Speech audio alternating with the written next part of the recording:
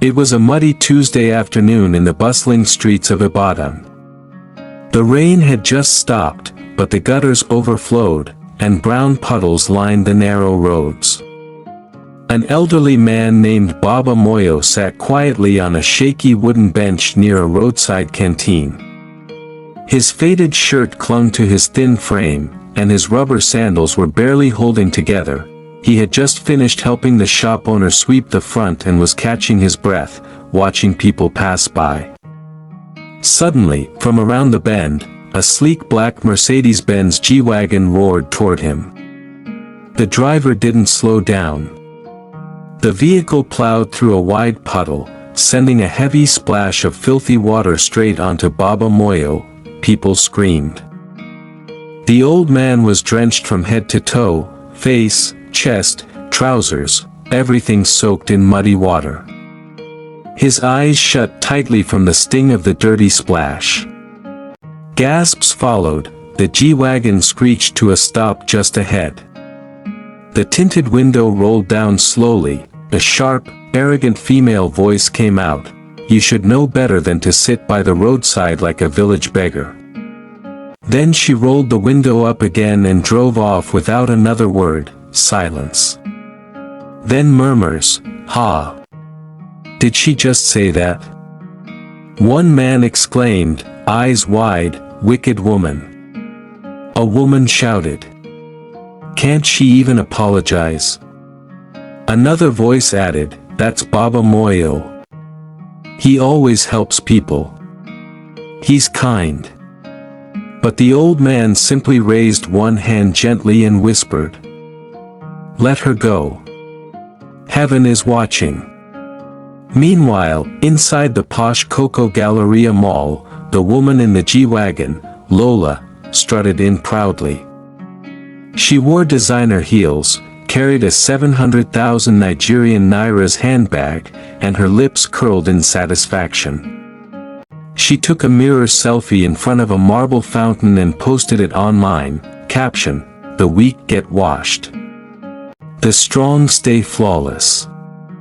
Hashtag Queen Lola Crown, comments poured in, "Yes, slay queen. Teach these peasants. Show them who's boss." Back on the street, Baba Moyo stood up, dripping, but calm. He wiped his brow and walked slowly home. A home no one suspected existed. He walked through the gates of a massive duplex in Bodija Estate. Inside, his son Tund, a wealthy CEO in his mid-30s, looked up from his tablet. "Papa, what happened to your clothes?" he asked. Baba Moyo sat slowly, shaking his head. "I met a devil in designer today." Tund sighed. "Again, Papa? Why do you keep going out like that?" "I'm searching," Baba Moyo replied. "Searching for the woman who deserves your heart." Tund chuckled nervously. "We're back to that again." "Yes. You're 36, my son. You need a woman who builds, not destroys." "But Papa, I have a girlfriend." Baba Moyo's eyes lit up. "You do?" Tund paused. "But she's rude, proud, and reckless with money." The old man leaned back, eyes narrowing. "Then you already know she's not the one." The next afternoon, the heat was unforgiving. Baba Moyo sat quietly outside B-Mart supermarket, a bustling store near Dugby. He wore a clean, faded shirt and had a small plastic bowl near his feet. Some people dropped coins. Others ignored him completely. But he never begged. He only observed. Suddenly, the now familiar roar of the black G-Wagon echoed again. It pulled up fast and screeched to a stop in front of the supermarket. The door flung open. Out stepped Lola, sunglasses on, music still blaring from the speakers. Her eyes met Baba Moyo's. "You again?" She scoffed, marching forward. You this old, dirty man. Still sitting here like a statue. You disgrace your generation. People turned. Some whispered. Others looked away. Look at you, Lola continued. You smell like poverty. Why don't you go and hide somewhere instead of sitting like a monument of shame? She spat near his feet. Still, Baba Moyo said nothing. He simply looked at her, calm, unshaken. That silence made her even more furious. You make me sick. She snapped, turning to leave, but just then, a young woman stepped out of the supermarket. She carried 2 grocery bags. Her eyes caught the scene. She froze. She watched, then, she dropped the bags. Enough. She said. Lola turned. Who are you? Someone with sense, the girl replied sharply. Her name was Amara. Mind your business. Village girl, Lola hissed. This is my business, Amara replied, stepping forward. That man is old enough to be your father.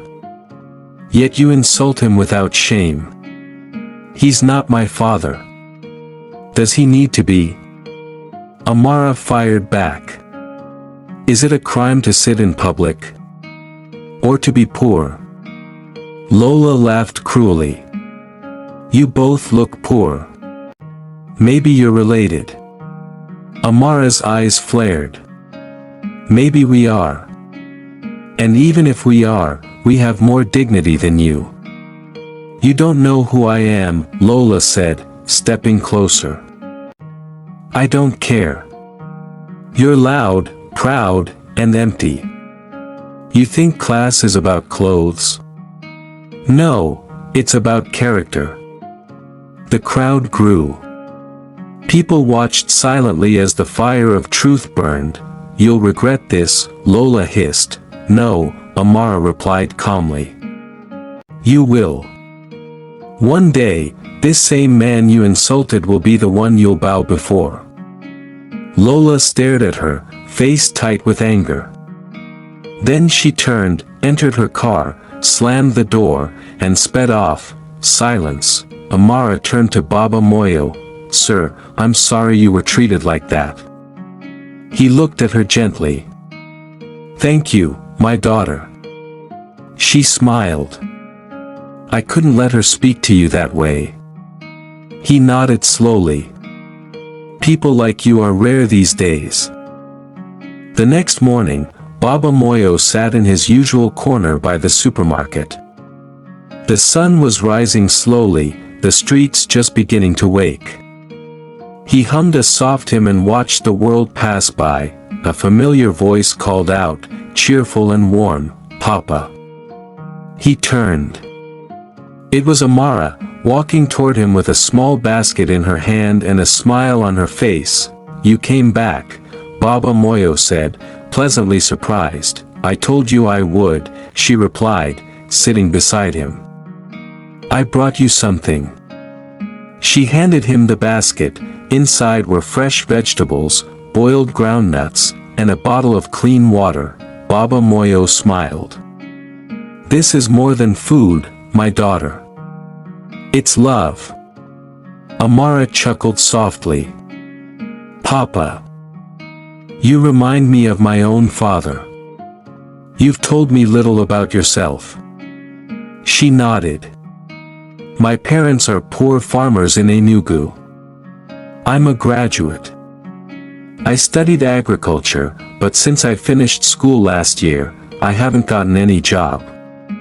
Still, you smiled yesterday, he said, because being poor doesn't mean I must carry sorrow, she replied with a shrug. I believe that one day, the right door will open. He watched her deeply. You're wise beyond your years. She leaned forward slightly. I have an idea, Papa. Instead of just sitting here, what if we start a small farm? A farm? He repeated, yes. Behind that empty shop you stay in, we can clear the land. We can plant tomatoes, pepper, vegetables. It'll feed you, and we can sell the rest. Baba Moyo looked at her like she was offering him a second chance at life. You want to do this with me? She smiled. I may be jobless, but I have energy, Papa. I'd rather work with my hands than sit and wait for miracles. He swallowed slowly. You're a rare soul. You don't have to beg anymore, she continued. Let's grow something from the ground together. He looked up at the sky, whispering, Lord, is this how you answer prayers? They sat in silence for a moment before she added, we can start with a basket of okra. That's easy and sells well. Baba Moyo chuckled. You've already planned it all. Yes. So, will you think about it? He nodded. I won't just think, I'll act. Let's start. She stood up, picked her bag, and smiled. Tomorrow morning. I'll bring tools. I'll be waiting, he said. As she walked away, something strange bloomed in Baba Moyo's heart, not shame, not sadness, but hope. Baba Moyo couldn't sleep that night. He lay on the soft guest bed inside the mansion, but his heart was still out there, under the sky, beside the supermarket, sitting with Amara. Her voice echoed in his memory. Papa, we can grow something beautiful, together. He smiled to himself, whispering, maybe she's not just here for me. Maybe she's here for my son too. The next morning, dressed simply in clean native wear, he waited in the living room. The cool air in the mansion hummed softly as he stared at the gate. Papa, his son Tund called from behind. He turned. Yes, my son. Tund straightened his collar. She's on her way. Who?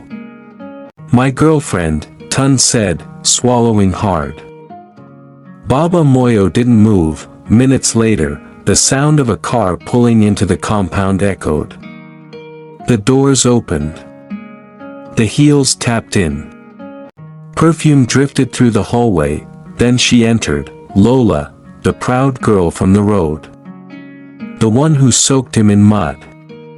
The one who spat near his feet. Her smile vanished the moment she saw him. You? She gasped, clutching her handbag tighter.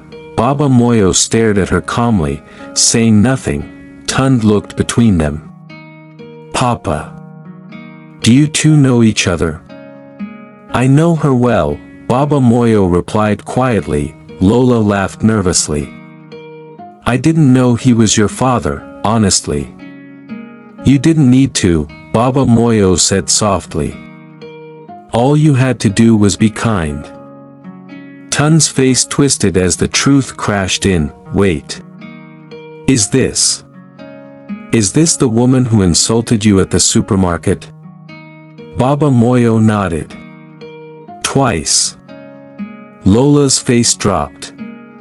Her hands trembled. I was just angry. I didn't know, you didn't care, Baba Moyo interrupted. You only care when someone wears wealth on their skin. Tund turned away, face burning with shame. I thought you were different, Lola. She stepped toward him. Please, baby, don't do this. No, he said firmly. You mocked my father. You mocked humanity.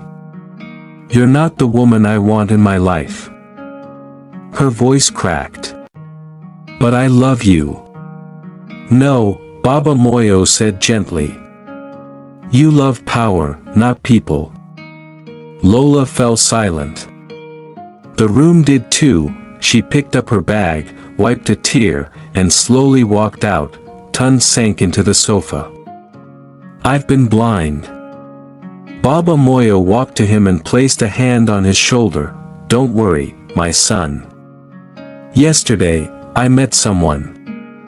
someone worth waiting for.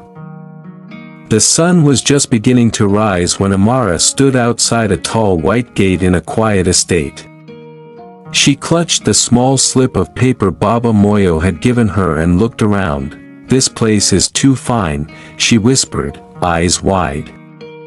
"This can't be right." A uniformed security guard opened the small gate beside the main one. "Yes. Can I help you?" "I'm here to see Baba Moyo," she said hesitantly. "He gave me this address." He looked at her, nodded, and said, "Wait here." She clutched her handbag tighter, heartbeat racing. Why would a man who lived in a rundown store give her the address of a mansion? Moments later, the gate opened wide. She stepped in slowly. The house looked like something out of a movie, freshly painted walls, flowers neatly trimmed, glass windows sparkling under the sun. Then she heard a voice, "Amara." She turned, stunned, her eyes widened. "You." He took a slow step forward. "You're the one." She blinked. "You live here?" Before he could respond, Baba Moyo stepped out of the house. She gasped. "Papa? This is your house?" He chuckled warmly. "Yes, my daughter. But you told me." "I know," he interrupted softly. "I needed to see who you really are.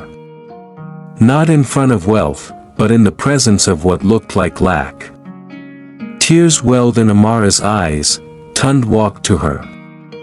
"You're the woman my father told me about." She looked down shyly. "I didn't know. I just couldn't watch him be insulted." "That's what makes you different," Baba Moyo said. She looked between them. "I don't understand what's happening."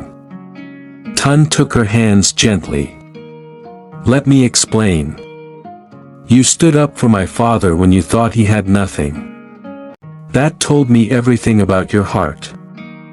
I want to marry a woman like you." Amara froze. "But we just met." "Sometimes," he said, "you don't need years to see truth. You just need one moment, and that moment has already come." She looked at Baba Moyo, then back at Tund. "This is too much." Tund smiled. "It's real." Baba Moyo walked over and placed their hands together. "My son has made many business decisions. But this might be the first time he's chosen someone with his heart and soul." Amara whispered, "I need to tell my parents." "You will," Tun said. "And when you do, tell them they will never suffer again." She looked at him, stunned. "I have many houses in this city. One is already theirs." Her hand flew to her mouth as tears ran down her cheeks. Baba Moyo whispered to the sky, "Thank you, Lord. I've seen the one." 3 weeks later, the city of Ibadan buzzed with whispers. Tund Alayemi, the quiet billionaire, was getting married, not to a socialite, not to a fashion queen, but to Amara Woke, a simple girl with soil-stained fingers and a heart of gold.